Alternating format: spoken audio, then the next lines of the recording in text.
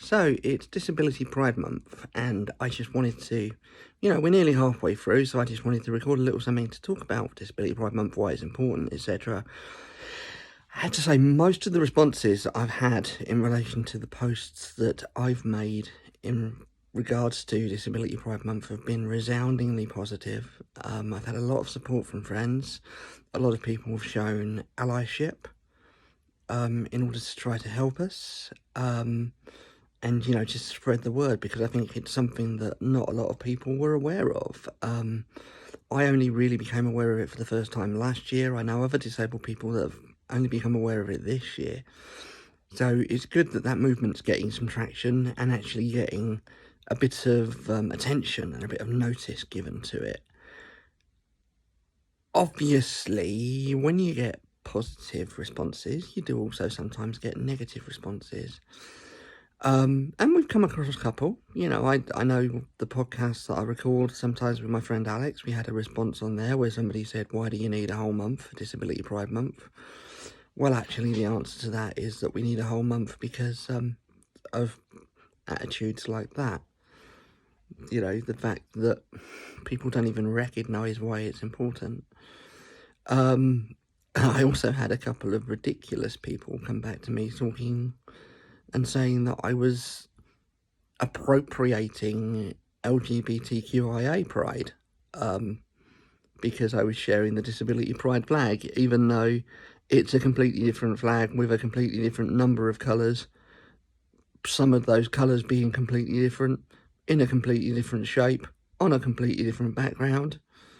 And the narrative for the flag can be shared and people will be able to see exactly what it represents and why. So yeah, that was a bit interesting and ridiculous, and those people were shut down relatively quickly, thankfully. But yeah, it's been generally a good experience sharing it, and we had a lot of good feedback.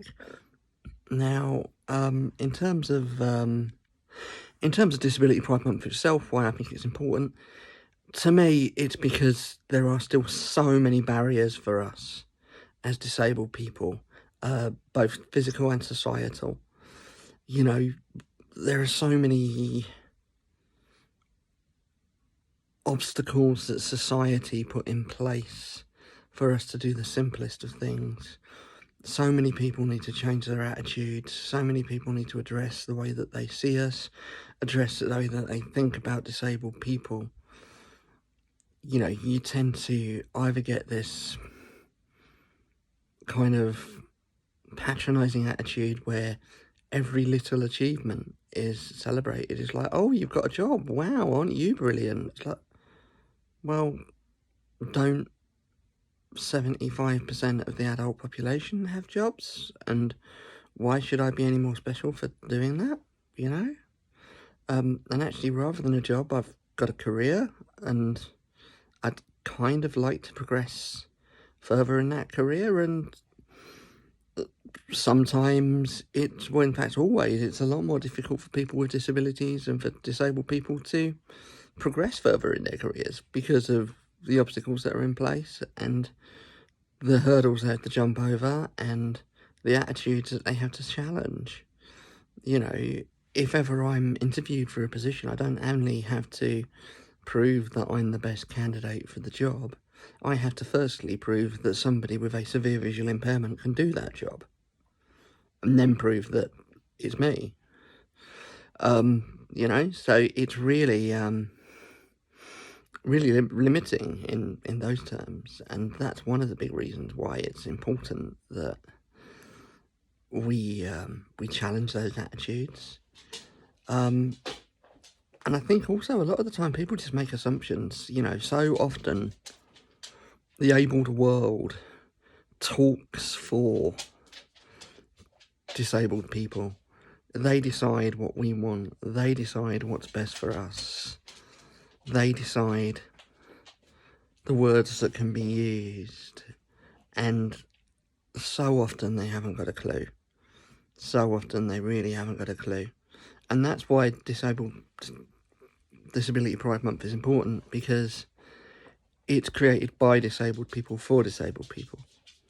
You know, it's not like the United Nations International Day of Disability, where it's, although a good thing, something that has been instigated by the abled world. You know, this is ours, and it's something that we can shape, and it's something that we need to shape, because that's how to best address what we need. You know, when you look at the statistics that show you that how much more difficult it is for disabled people to not only get employment, but just to get their basic human rights addressed, it's crazy. You know, it's really, really so much harder for you if you've got a disability, if you are disabled. And then you look at crime statistics, and if you're disabled, you're significantly more likely to be a victim of crime. You look at the way that the COVID pandemic has changed the world. It has made it a lot more ableist.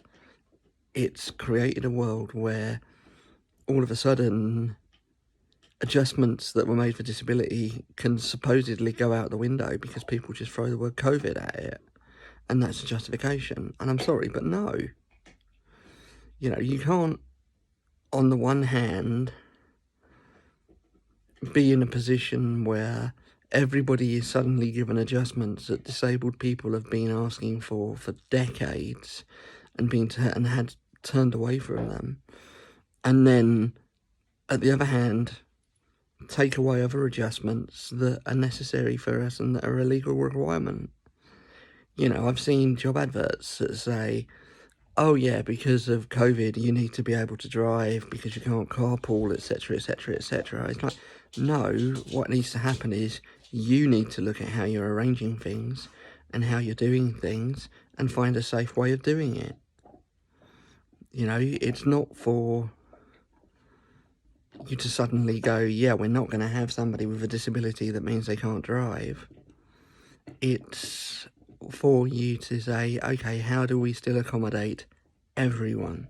How do we still meet our requirements under the Equalities Act for everybody, rather than using this as an excuse to just be lazy and once again punch down on 14 million people who are one of the most marginalised groups in British society.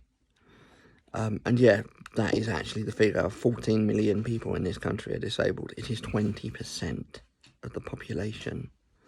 You know, so this isn't a little insignificant thing about a little insignificant group of people.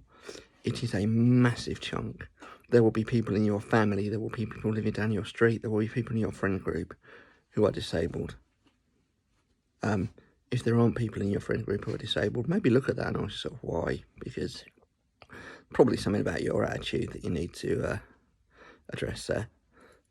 But anyway, I've banged on enough. I didn't really want this to go on for like 8 minutes, but it has.